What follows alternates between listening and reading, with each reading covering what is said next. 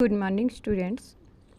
आज मैं आपके लिए अपनी क्षितिज भाग 1 में से उपभोक्तावाद की संस्कृति पाठ लेकर के आई हूँ, जिसके लेखक श्यामा चरण दुबे जी हैं। सबसे पहले मैं श्यामा चरण दुबे जी के जीवन के परिचय में बताती हूँ।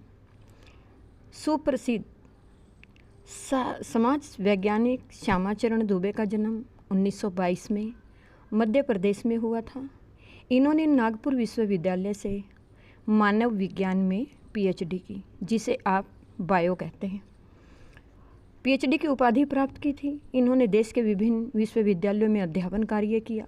अनेक संस्थाओं से इनका संबंध रहा। 1996 में इनका देहांत हो गया। इन्होंने अपने जीवन काल में अनेक रचनाएं लिखी। भारत की जनजातियों तथा ग्रामीण समाज का गहन अध्ययन किया। इनसे संबंधित इनकी रचनाओं ने समाज का ध्यान इनकी समस्याओं की ओर आकर्षित किया। इनकी प्रमुख रचनाएं समाज और भविष्य, भारतीय ग्राम, विकास का समाजशास्त्र, संस्कृति तथा शिक्षा, संक्रमण की पीड़ा आदि प्रचलित हैं। इन्होंने अपनी भाषा शैली में अपने विषय और भाषा पर पूर्ण अधिकार रखा है। उपभोक्तावाद की संस्कृति पाठ में लेखक ने विज्ञापन की चमक दमक के पीछे भागते हुए लोगों को सावधान किया है और इस प्रकार से अंधाधुंध विज्ञापनों से प्रभावित होकर कुछ खरीदना समाज में दिखावे की प्रवृत्ति को बढ़ावा देता है। ये इन्होंने सर्वथा अपने परिवेश में पाया है, जिससे लोग दिग्भ्रमित हो रहे हैं, संसाधनों का प्रयोग कर रहे हैं, उपनिवेश आदि।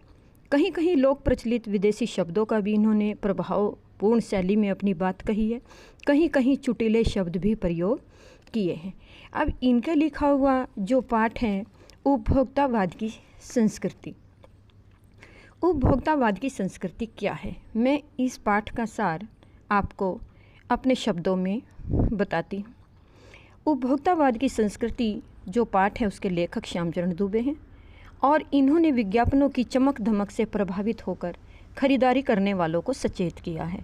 इस प्रकार गुणों पर ध्यान न देकर बाहरी दिखावे से प्रभावित होकर कुछ खरीदने की प्रवृत्ति से समाज में दिखावे को जो बढ़ावा मिल रहा है वह सर्वत्र अशांति और विषमता फैला रही है।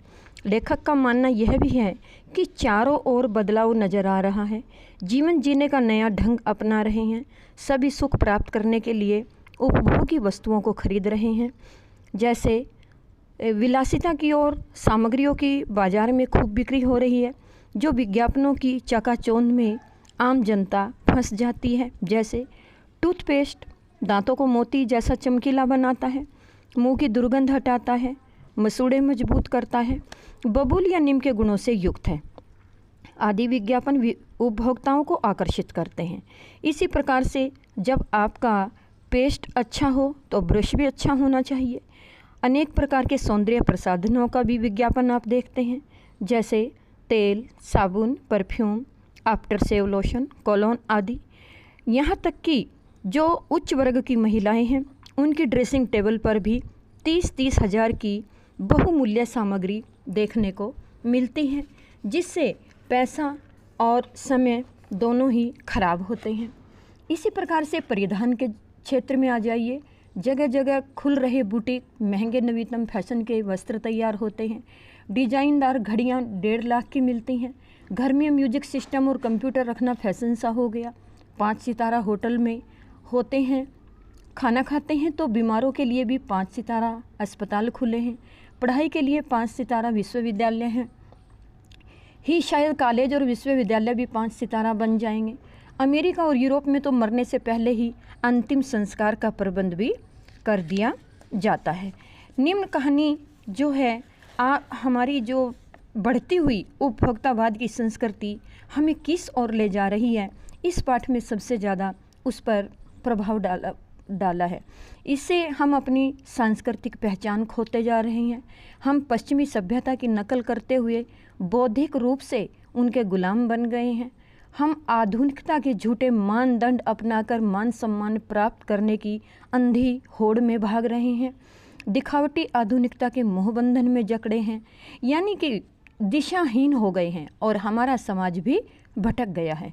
इससे हमारे सीमित संसाधन व्यर्थ ही नष्ट हो रहे हैं। लेखक ये भी कहता है कि जीवन में उन्नति आलू के चिप्स खाने या बहुविज्ञापित शीतल पेय को पीने से नहीं आती। पिज्जा बर्गर और लेखक कूड़ा खाद्य पदार्थ मानता है। समाज में परस्पर प्रेम भाव समाप्त हो रहा है।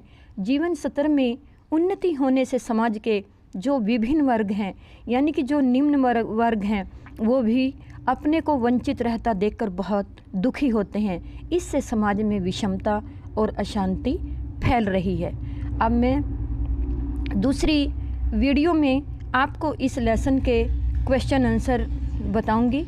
इस लेखक परिचय को और इस कहानी के सार को आप स्वयं याद करेंगे और याद करने के बाद आप इसका लेखक परिचय जो है वो अपनी पुस्तक में लिखेंगे।